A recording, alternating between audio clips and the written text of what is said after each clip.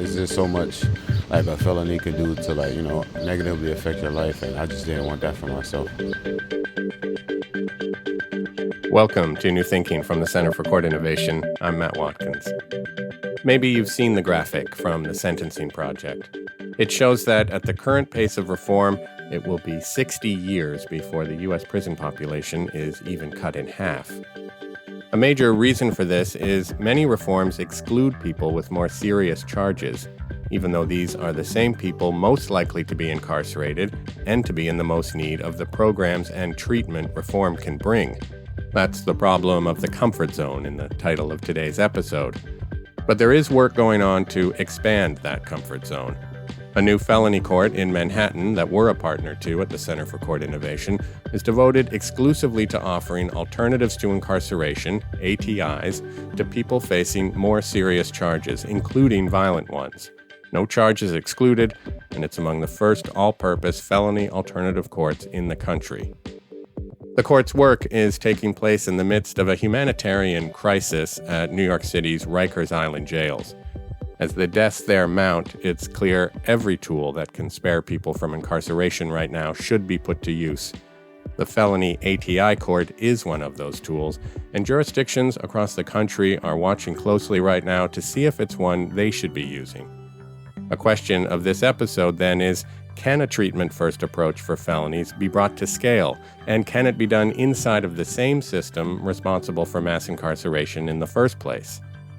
We're going to hear a range of perspectives on the court's potential in what follows, from a judge, a public defender, and from a practitioner overseeing the court's clinical work. But first, we're going to hear from a court participant, a young man we're calling L. You don't want to do it, but you're gonna do it anyway because like that's your friend. So like that's like thinking for others and like doing what other people want you to do. Elle and I are sitting by an artificial lake in Manhattan's Central Park. Elle was brought up in Harlem by his grandparents. His mom died when he was young, and his dad, he says, wasn't really there. Elle is 24 now, and he was 20 when he was arrested for the first and only time. Police showed up at the apartment where he lives with his grandparents. Yeah, they raided my house, but because they were like tipped off that it was a firearm in my house. And like they raided the house, they came in, and like they told me straight up, they said like, we know it's a gun here, like you're gonna like either tell us where it is or like we're gonna like take everybody that you're living with in the house, like just lock everyone up. So like not trying to put everyone in that situation, I just told them like where it was, and like from there like that's like when like everything just began. Normally, everything would end with jail or prison, and the consequences of a felony conviction for possessing a gun illegally would follow Elle for life. It was his first experience of the system, but he understood the stakes. My colleagues told me that you used to be really nervous before court appearances. Sometimes, is that right?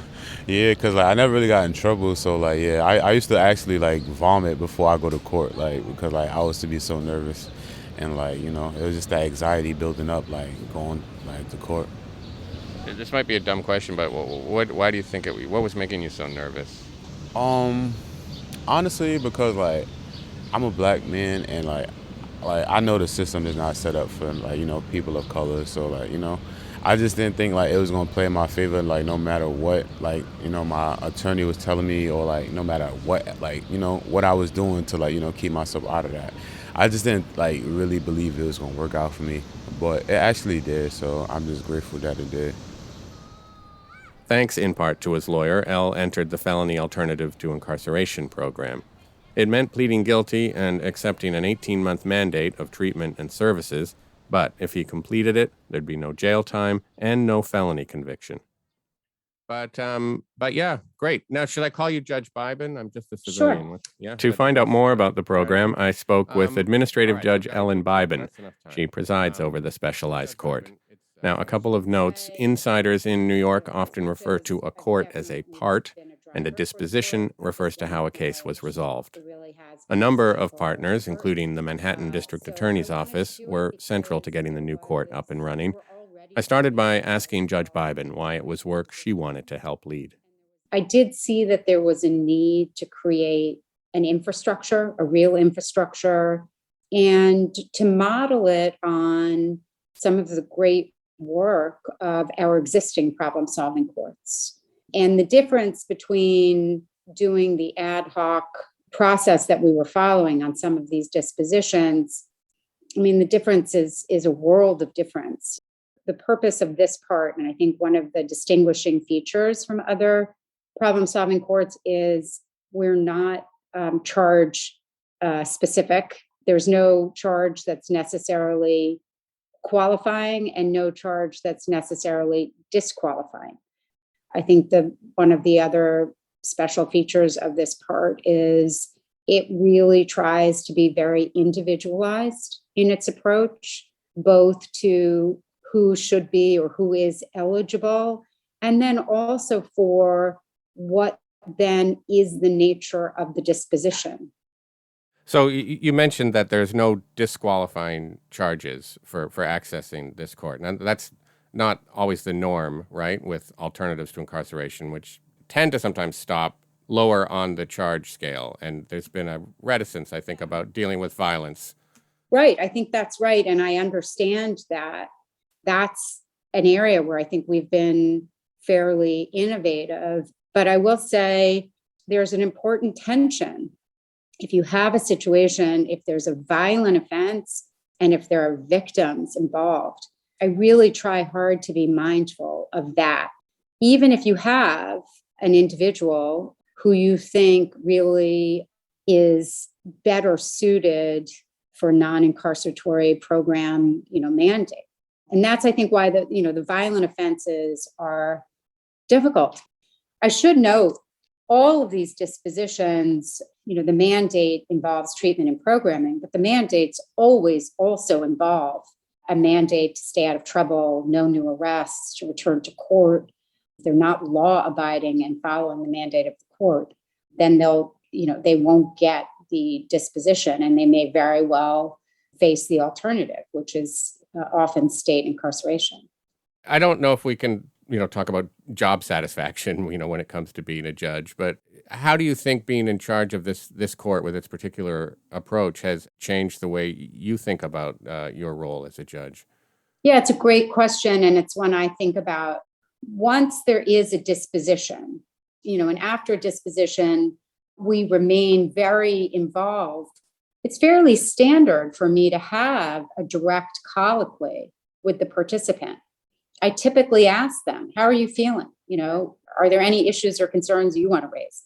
I say that, I think, every update. I have to tell you, it's on a daily basis. I am moved. There are situations where people say, you know what, the program's not letting me take a particular medication. And I think I would be doing better if I were able to take this medication. That might be a level of detail that no one was aware of.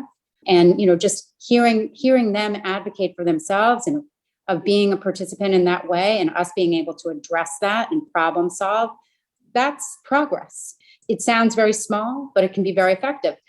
Obviously, there's a piece of this that is punitive, but really the thrust of this is rehabilitative. I don't think Manhattan is unique. I think our success here should be used as a model and a template for other counties, for other cities, throughout the nation.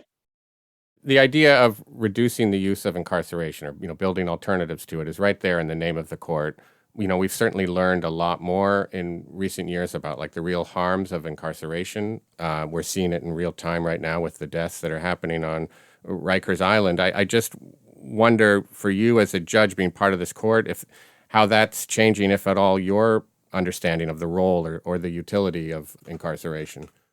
As I said, I think this is not really up to the court or any one judge in particular. So I think, kind of to respond to you, I think there is a general sense among the stakeholders. And by stakeholders, I mean all of the participants, all of the court users, and that includes the judge.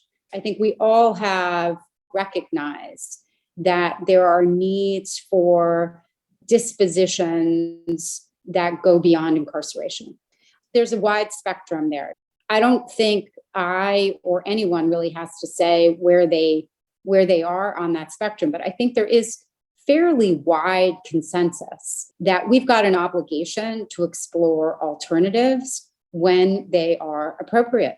Because this is not just about the needs of any one individual. I think what we're trying to address as a whole is if you're addressing the needs of the individual, the hope is, of course, that you're addressing recidivism.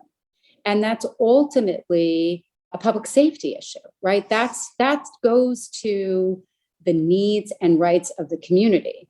But I think this is, again, I think there's a general consensus that in many instances, we have not been addressing the recidivism and public safety, but through incarceration. So we've really got to explore other ways. Our participant, L, experienced those other ways Judge Bybin is referring to. His mandate, as I said, was for 18 months, a mixture of therapy, employment support, and treatment. Honestly, the whole program, like, to me was like very useful because, like, you know, like, it just opened your mind to, like, you know, like, new things. Like, you don't, like, just think about, like, what's in front of you, like, what's in your environment. Like, you want to, like, you know, like, expand, like, make new friends, like, you know, try new things and stuff like that. And, like, it just helps you see, like, the bigger picture than, like I said, like, what's in front of you. The treatment L received was for marijuana. He also had to prove to the court he'd stopped using it. Honestly, in the beginning, I didn't think I was going to be able to do it because, like, the weekly toxicology, like, I was, like a big, like marijuana user. So, like, I didn't think, like, it was going to be possible for me to, like, quit. But, just having a felony, like, on my record, like, I knew, like, it's either, like, you know, just quit for, like, the duration of, like, the mandate, or, you know, just keep doing it and just keep this felony on your record. And, like, I knew what made more sense, so I just, you know, just quit. L is especially grateful for the relationship with his therapist.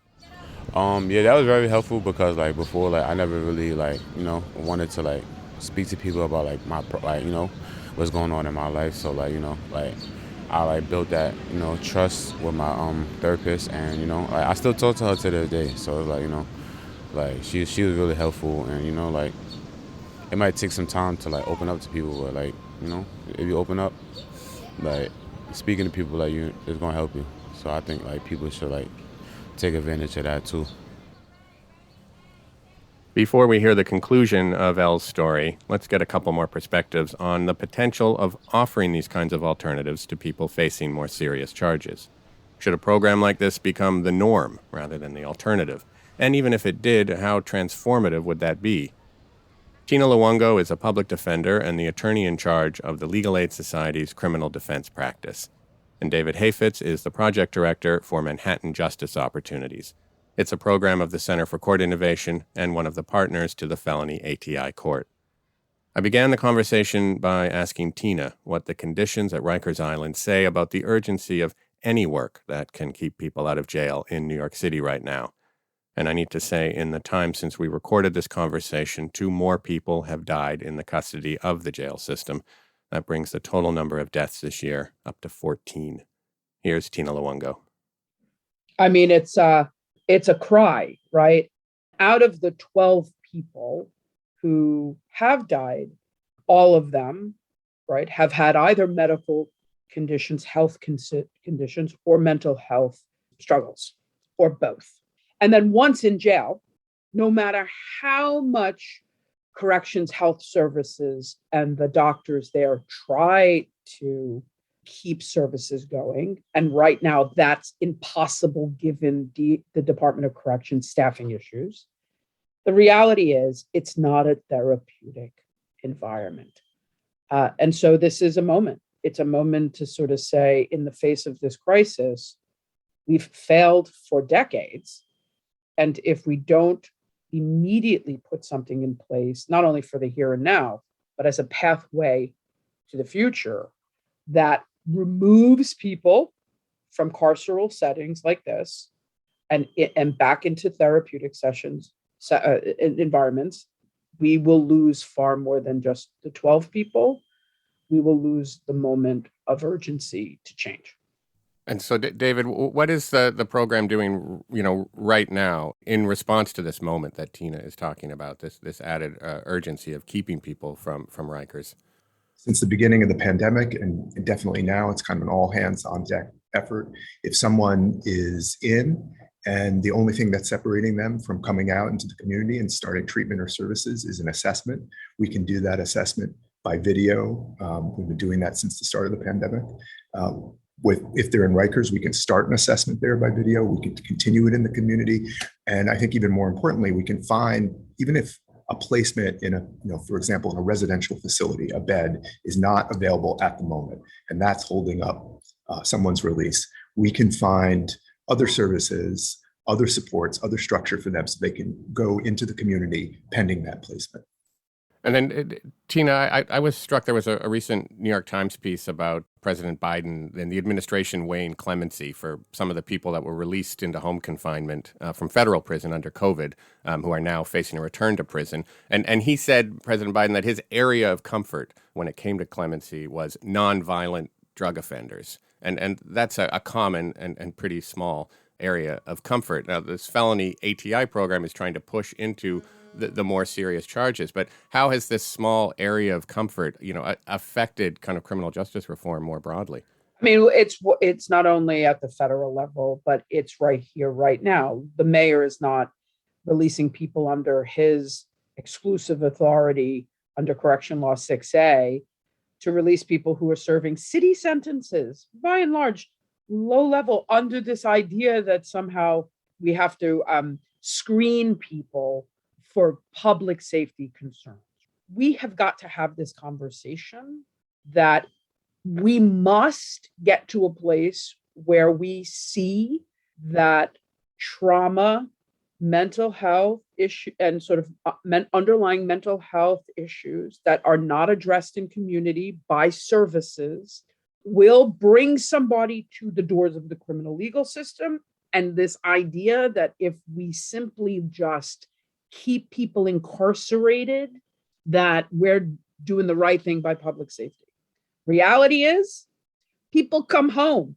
People come home with short lengths of stays, and people come home after years in state prison.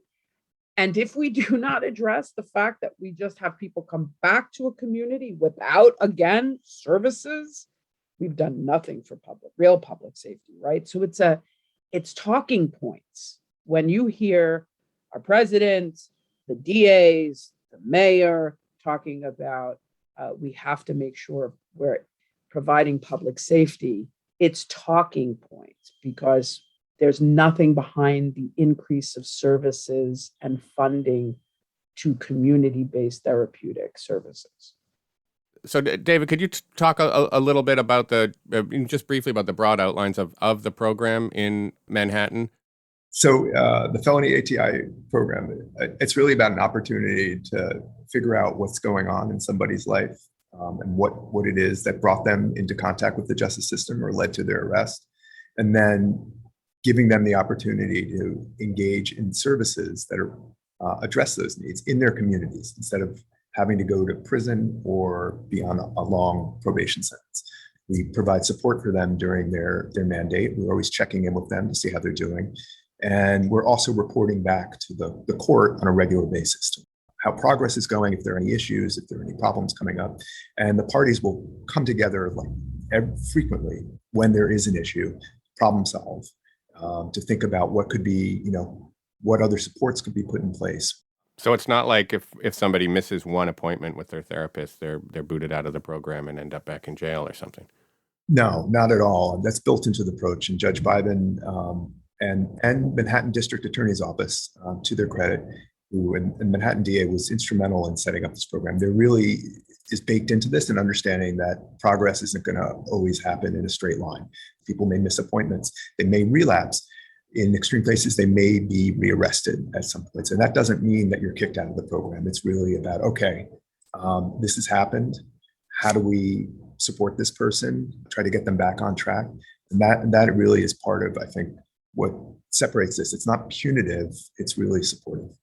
And so, Tina, as David was saying, all sort of parties to this need to agree to the process, and that's going to include somebody's defender. I'm wondering what you're hearing from your public defenders about the program, or just your sort of overall reaction to it. Obviously, first and foremost, for any not only public defender but criminal defense attorney, our mandate is one that we must act in the best interest of our client. We work very much in the space of the treatment courts and have for decades. So, because we have to be. That said, we also have an equally important position to remind constantly that the best form of treatment is before the arrest and not after. And I'm never going to give up that, right? I think what has happened over the years, we were using treatment courts for everything, even misdemeanor drug court. So there's a delicate balance by which public defenders and criminal defense attorneys play a critical role here to say to the system, like, carrot and stick mindset doesn't work if you're over programming somebody or creating so many conditions upon a person that it's going to be a failure. It's really important to call out that that's because the court system tries to control the person a bit too much, which feeds into that's because a judge doesn't want to see their face on the front of the post, right? So that's our role. And, I think that it's changing even as we speak. There is some traction, certainly as we look at Rikers Island right now, to sort of say it's time for our state to look at treatment, not jails, which is a growing movement of state law change that might change the dynamic of the ATI versus the alternative to prosecution model, front-loading services. I think it's a good time for us to all as stakeholders get at the table again and say, if this shift happens, what's the best approach together? I mean, what you're saying, yes, treatment, not jail, but this remains treatment. And if you fail at the treatment, jail is still there in the background. I mean, that's what you're pointing at, right? With this fear of setting people up for failure, right? Yeah. And people fail. And sometimes courts will enact that sentence. Often, sometimes that's a hefty state sentence. And now the person doesn't get good time credit often for the times in which they tried. And so now the sentence is enacted, and it is a jail sentence that takes none of the 2 years into effect. It's heartbreaking. I think one of the ways we definitely do not want to set people up for failure or overprogram people. And one of the ways we address that is through the truly individualized assessment that we're doing with people, and then the plans that we're developing for them. We're working with, in New York City, somewhere around 100 different treatment providers in the community. So we can cater the services that someone getting really that match not only the area of need that they want to work on and need to work on, but also specifically tailor the services. I mean, Tina, I know that you would like a kind of more holistic response to the criminal legal system. I mean, you've talked about the alternative to prosecution rather than just alternative to incarceration. But for now, I mean, we dance with the one that brung us, so to speak. That's right. I call it tools in the toolbox. Right, we're going to use every tool in our toolbox. The current toolbox has alternatives to incarceration and treatment court centered. We utilize that in the best interest of our clients, and we've had success. Right, we've had success in Manhattan. I know, because those stories are shared with me by our attorneys that are in that court every day in Manhattan. But I think it is time for us to have this conversation. And I know all the treatment providers, right, David and his team and citywide, are also engaged in having these conversations, which are like, wouldn't it be wonderful to also have an alternative, which we would front load our services as an alternative to prosecution if that ever happened? Tina, I mean, that your point is the critical one. We don't want to wait till someone's at arraignment to be doing this. We should also be realistic about what alternative to incarceration programs, even if they, if they become the default response, they're still working with individuals and people with individual needs and problems, but they're not solving the larger societal issues that are there. People don't have housing, the education system, good paying jobs. There are all kinds of issues that we're not going to be able to solve. And I think another thing to bear in mind is that some of these challenges that people have, they're not going to be, you can't solve those problems within the context of a 1 or a 2-year court mandate.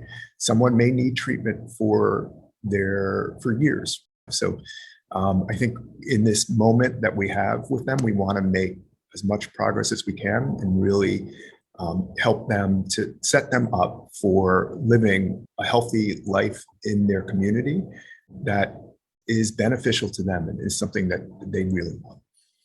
I do think we have to really think about decarcerating before the arrest, because what we know to be true is studies after study after study shows like even 24 hours of incarceration destabilizes somebody.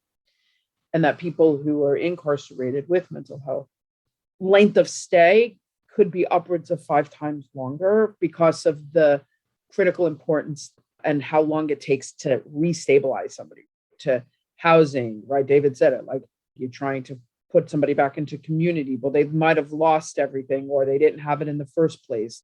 And certainly now, David's probably and his team are probably seeing this, even with treatment court, DOC's production issues because of their staffing, even if it's virtual, they can't bring people to even virtual booths, let alone court. And so then all of a sudden, the treatment provider has to put off an interview or the court's now adjourning because the person's not produced to take the plea.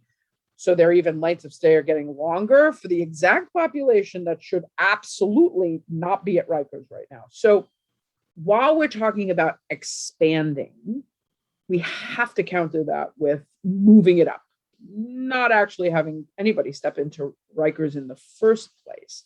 And I think that conversation is getting traction. But for now, we have to use that tool. And it most certainly should be expanded. This tool most certainly is appropriate and should be expanded to people who are charged with violent crimes. And David, can it be expanded? Can it be brought to scale, given the challenges of setting this up and needing to get the prosecution on board and the court system, and then the challenges of this very individualized treatment? I think we're showing in Manhattan that you can work with a significant number of people. It's about 150, 160 or so people who are currently in the program, which is terrific. Could we add another digit to that number if it were needed? Obviously, we don't want to engage in net widening. We don't want to, if cases should be dismissed or charges should be downgraded or it's not needed, then we don't want those people to enter this program. But I do think there are many more cases in Manhattan alone where people could benefit from felony alternative to incarceration. And that is definitely true. And we're seeing that in Brooklyn. We're seeing it in the Bronx. I mean, I am interested in these ongoing conversations about what, a new state law about, and again, it just recognizes you move the funding for service providers forward and not wait for the arrest, which I'm imagining service providers will be fully supportive of, right? How to partner to raise awareness, to educate the general public, to educate Albany, to educate our governor on how successful. Because unfortunately in news, the headline is always the one that didn't work out, right? The person who, despite everything, it was a quote failure. Not that we ever fail in people, but right, it's the horror story. That's what gets the cover. It's never the success. It isn't my client that got the services finally that was needed, that should have been given all along since he was a child, to a place where he was going to work. He was working in a law firm. Like, how do we as partners start to highlight those stories for the general public? I think that the general public wants to know, when they're thinking about public safety from their lens, that this is the majority of the majority of people are successful, right? What you see on the cover of the Post is not the norm. No, for every 150 people that you have in this program, if one thing goes wrong with one, that unfortunately can become the perception, and it's not the reality at all. Tina, I think your point, this is, there's this dichotomy of violent, nonviolent offenses, and nonviolent offenses, especially drug, those are cases that can be safely diverted from the system at whatever point. And I challenge that. And I think we're showing and proving that felony ATI, it shouldn't be restricted to certain type of, or an ATI in general should not be restricted to certain types of charges, certain types of offenses, certain types of people. It really is appropriate for everyone to actually access things that they need, services, resources in their communities, and not have to go to prison where they are going to get worse. We know that for a fact. And we know that we're not going to be safer if people do go to prison. And then the other thing I would say is just picking up on what Tina was saying about success. What does success mean on some level? I think we're seeing a lot of success with people who are able to reunite with their families, or are able to obtain a job, or stop using a substance, but may not have a perfect record of attendance, or may even get rearrested along the way. And I think if we have a more kind of holistic understanding of success, and understand that the progress that someone's making is really what we all want and everyone wants for the person, then I think we'll be in a much better place. That was David Hayfitz, the project director for Manhattan Justice Opportunities, and Tina Luongo, the attorney in charge of the Legal Aid Society's criminal defense practice. Returning to our participant, L, suffice to say that he's in a much better place now than the 20-year-old who he says was thinking for others, not himself. I honestly, I have a small group of friends now, and they're pretty positive people, not really into negative things. So I know the people I be around now wouldn't put me in a bad situation, and I wouldn't put myself in a bad situation, because I've seen what that's like, and I don't never want to put myself nor my family in that situation again. When he entered the ATI program, the promise was if he completed his programming, he'd leave it with only a misdemeanor on his record. In fact, he performed so well, he was left with only a violation, not much worse than a traffic ticket. I guess thank you if they'll hear it, just thank you to everyone that gave me the opportunity, to be a part of the program, and everyone that I work with, and that was there to see me accomplish completing the program, and starting to regain my life back. So thank you to everyone. L is grateful to a lot of people: his therapist, the program staff, his lawyer, and he's reluctant to see the person most responsible for where he is today is himself. He's got a full-time job, and as he says, there's a bigger picture for him now. He's looking forward to the freedom of filling it in. Just keep trying to figure out what I got going on, because I don't have it fully figured out now, but I just know I don't want to be in that situation again. So I just try to do everything I can to keep myself out of trouble, and just want more for myself. I'm getting older. I want my own house, or my own car, and eventually start a family someday, later down the line. Just live a normal life.